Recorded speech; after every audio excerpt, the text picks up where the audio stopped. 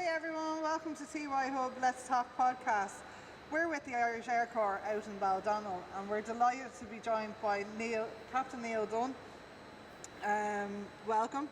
We're going to have a little chat about all things careers within the Air Corps as we're starting off this TY Hub podcast about different careers that you can get in the Irish Air Corps.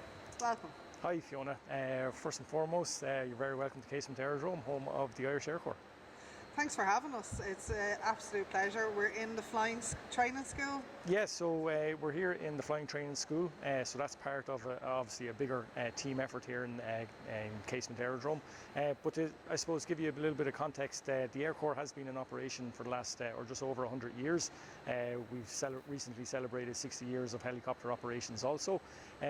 So to give you a brief introduction into what the Air Corps is and the different units. There's several different units in the Air Corps, everything from flying units to operational support units as well. We have our fixed wing unit, number 1 operations wing, rotary wing, our helicopter unit, number 3 operations wing, and then we have our support elements. So we have everything from crash rescue, air traffic control, base security, medics, that all support the operation as well. And then we'd have our Air Corps College, which comprises of 3 schools: the military training school, the technical training school, and the flying training school that we're here at the moment. And they all start off the same way, don't they? They all start training in recruit training. That's slightly different to the technicians and the general service, which is the supporting crew is who. Yeah, so basically the entries or the pathways into the Air Corps from a career point of view is everyone has to do some military training. Different pathways have different lengths of military training. So for the likes of your general service recruitment, it's up to 6 months. Apprenticeships or trainee military aircraft system technicians, that also looks at about 6 months worth of military training. If you want to be a pilot, an air traffic controller, it's that little bit longer with the military training. So for the likes of a pilot cadet that is doing their military training, it's down in the DFTC, down in the Defence Forces Training Centre, and that can be anywhere up to 10 months to 15 months. Once they finish that training, then they come up and they specialise then in their respective disciplines. So for the likes of the cadet pilot, they'll start into their ground school and then their sim training and then actual flying phase of training. You might have heard me mention the air traffic control cadetship. That's a new initiative that was brought in this year. They won't do the full 18 months or 15 months down in the Curragh. I think they only do about 3 months, and then they'll come up and start specialising in becoming an air traffic controller. So this will be a new direct entry for the Air Corps. Yeah, so it's not necessarily a direct entry, but it's a new recruitment pathway. So it's similar to the likes of your pilot cadet, where you'll come in, you'll do your military training, and then you'll come up to Baldonnell and specialise in becoming an air traffic controller. That's everything from working in the tower down to working in the radar room also. Okay, and once you start within any part of the Air Corps or the Defence Forces, you can manoeuvre within the working frame. Yeah, so it's probably one of the great opportunities within the Air Corps. We have seen over the last couple of years several apprentices that have started their career as apprentices, and now they're flying airplanes and helicopters in the Air Corps. Same with general service recruits.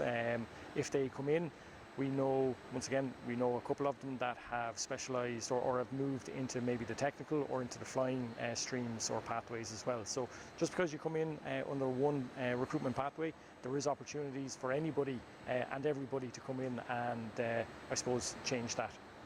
Because what's great about being here and being on base, you're working here, there's great benefits to being here on the base as a whole, but also that when you're coming in here from a recruit upwards, you're working alongside, you're training alongside, and you can see other opportunities that you didn't know about beforehand as well. Yes. So there's a lot of benefits about being here. There's a huge amount of benefits when you join the Irish Air Corps, depending on whatever recruitment pathway you're coming in at. The best thing is that the pay is unbelievably competitive. You have opportunities of free medical care. You have access to pools, gyms. There's several clubs and societies within the Air Corps and wider Defence Forces, such as rugby teams, GAA teams, shooting teams, cycling teams, everything that you can think of. We accommodate for it here also, and we support that as well, because we understand that people that come in have that team mentality. They like working part of groups and teams, and they get supported in, I suppose, looking at that active lifestyle as well. And keeping active is so beneficial as well, not just for the workplace, but also for mindset as well. And like you said, there's team sports in there, so it's continuing on teamwork, but not necessarily those that you're working with or those that you've trained with. No, so like there's so many opportunities to even within the Air Corps. I've been lucky enough to be on certain teams, certain shooting teams that have been comprised of different aspects or different elements of the wider Defence Forces. So being on GA teams with people in the Army, people in the Naval Service, this is a common place or common to see throughout the Air Corps clubs and societies. So what's different about doing a cadetship or an apprenticeship here than going to college or doing an apprenticeship outside of here? There's different. Yeah, well, I suppose to set a bit of context, people think that you might need that flying experience before you come in or even apply for the cadetship. That's completely not true. Some people have it, some people don't, but guess what? They all get trained the exact same way once they come into the flying training school.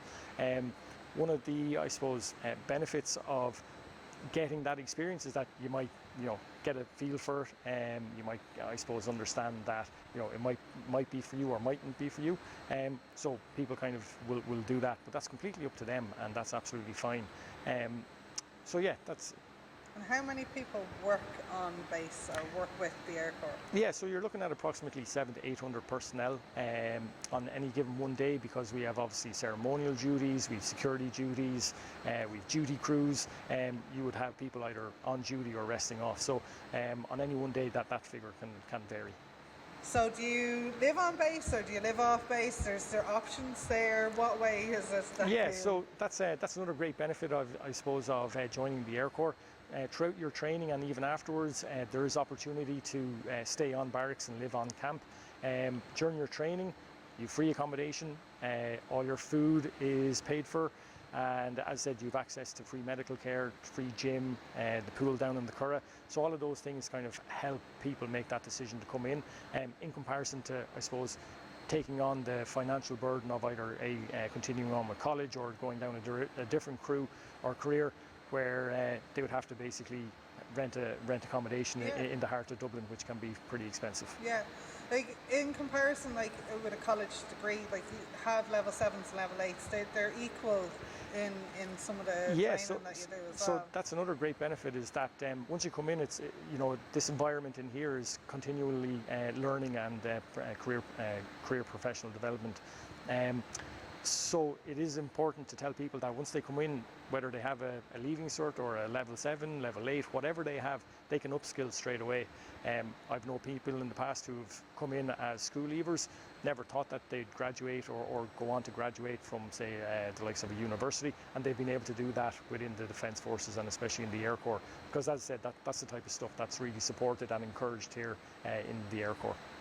And it's fantastic to have access to all the information online as well, so people can visit military.ie. Yeah, exactly. So all of our terms and conditions, all of the pay scales, everything is up online on military.ie. You just have to go into the careers portal, and depending on what career path you choose, you can see all of that. You can see all of those details. Any competition that we have, cadetships, general service recruitment, or technical, we will advertise heavily throughout our social media platforms. So everything from Instagram, Facebook and Twitter, we will publish once we know that there's a competition, we'll publish that straight away and let our audience know and the wider public know that these competitions are coming up. Fantastic, Neil. Thanks so much, and I'm so looking forward to interviewing everybody over the next couple of days with their interesting stories and inspiring career ideas and where they've come from and where they're going. Thanks again so much, and I'm really looking forward to it. I hope you all enjoy the podcasts from now on. We have about 10 in the series. Welcome to TY Hub Let's Talk podcast. We're shaping the future one chat at a time.